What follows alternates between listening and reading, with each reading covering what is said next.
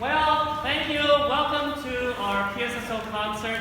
Obviously, this is a unique situation. In the 20 years that we've had PSSO, we've never had to actually cancel the concert. Well, there's a first for everything, and I really appreciate all of the flexibility that our musicians have afforded us, as well as you in the audience who was looking forward to coming to the concert and unfortunately are not able to join.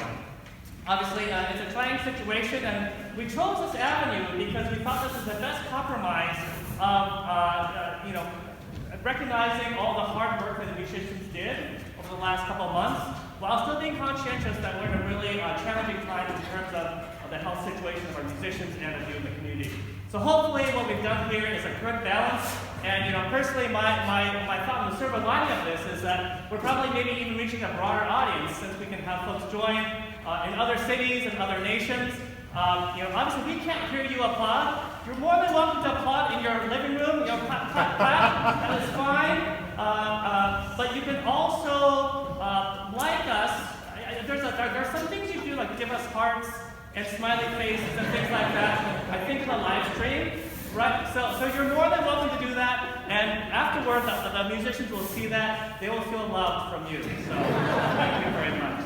Well, tonight's concert is entitled The Great Outdoors, and what better way to play a concert, well, we are indoors, so we are not outdoors, but you get the idea. So, of course, Outdoor Overture, piece written by Copeland, commemorating a particular high school that commissioned it.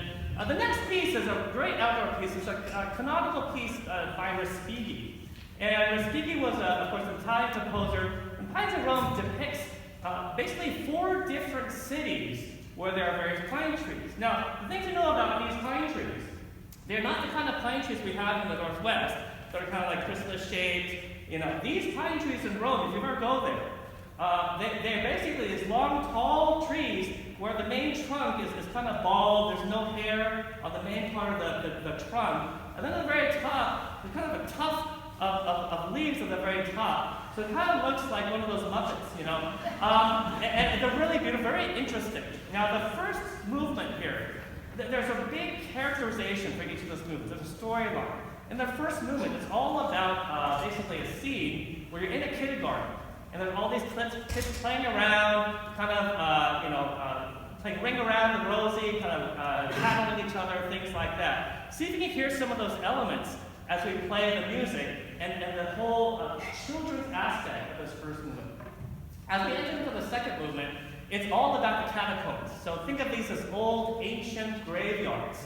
So what you're going to be hearing is sort of this, think about if you were to go spelunking in the ancient city of Rome, in the Vatican or something like that, those crazy graves that you saw in those movies and stuff. That's what you're going to hear. And listen to, for instance, some of the strings doing their 16th notes, as well as the horns and the brass doing their long 8th notes. It's kind of this juxtaposition of you being the explorer and then being needed by the timeless history that represents that catacomb. So listen for that and see how you like that. In the third movement, we're entering this whole area where it's almost as high as the top of this hill. And what you want to be listening for, are the sounds of the outdoors. You're going to hear a piano solo, you're going to hear an amazing clarinet solo, and even at the end of the movement, you'll hear the chirping of some birds.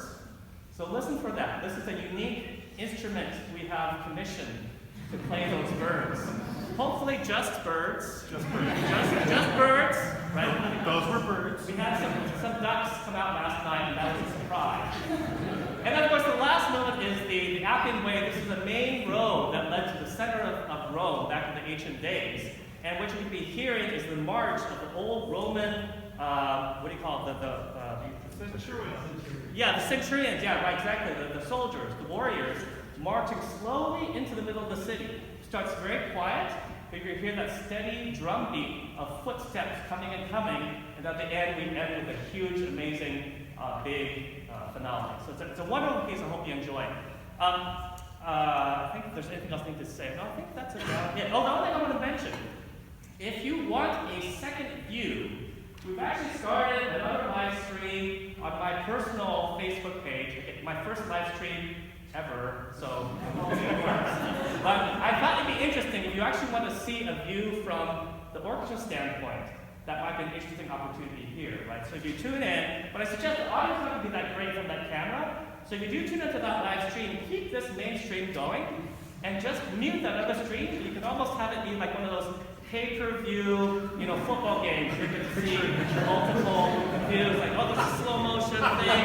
Did the ball get to the first, get the first down or not? That's not second camera. So, there you go. Hope you enjoyed Pines Are Wrong. Thank you.